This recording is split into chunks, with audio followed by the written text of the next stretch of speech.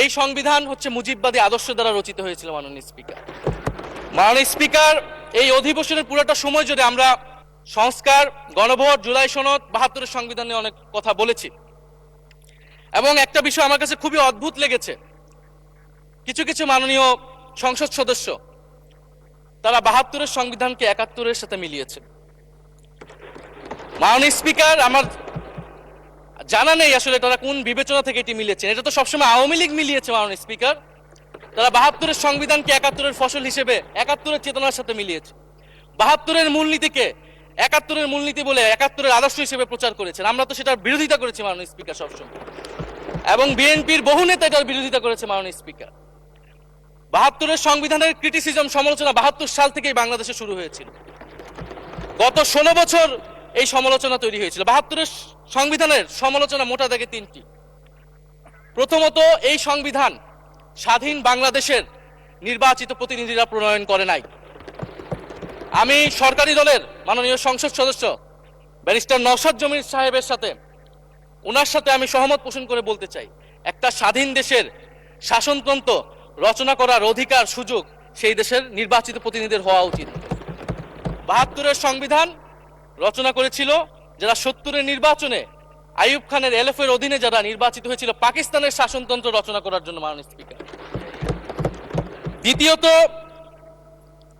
এই ৭২-এর সংবিধান ইনহেরেন্টলি এটা একটা আনডেমোক্রেটিক কনস্টিটিউশন।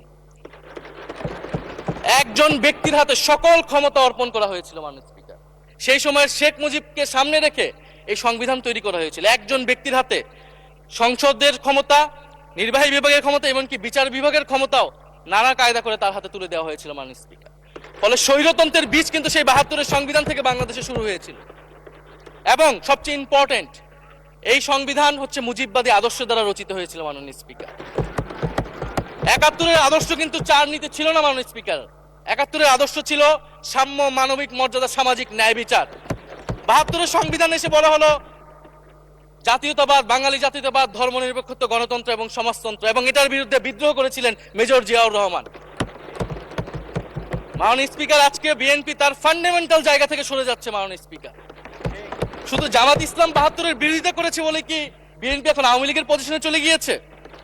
আমাদের জানা নেই মাননীয় স্পিকার। ৭২-এর সংবিধানের বিরোধিতা করেছেন বদরুদ্দিন উমর, ৭২-এর সংবিধানের বিরোধিতা করেছেন মাওলানা ভাসানী, ৭২-এর সংবিধানের বিরোধিতা করেছেন কমরেড মুজাফফর আহমেদ, ৭২-এর সংবিধানের বিরোধিতা শত শত মুক্তিযোদ্ধারা করেছেন মাননীয় স্পিকার। ফলে এই ৭২-এর সংবিধানকে বাতিল করার একটা সুযোগ আমাদের এসেছিল ১৯৭৫ সালের সিপাহী জনতার বিপ্লবের মধ্য দিয়ে। জিয়াউর রহমানের এটা একটা ঐতিহাসিক ভুল বলবো মাননীয় স্পিকার, তার প্রতি সম্মান রেখে, যে আমরা সেই সময় সেই অপরচুনিটি মিস করেছি। আমরা একটা গণপরিষদ দিয়ে নতুন সংবিধান করতে পারি না, এবং এই অপরচুনিটি আমরা এই ২৪০০ মিস করেছি এবং এখনো করতে যাচ্ছি মাননীয় স্পিকার। অগ্রযাত্রা প্রতিদিন, নির্ভীক প্রত্যয়ে উজ্জীবিত।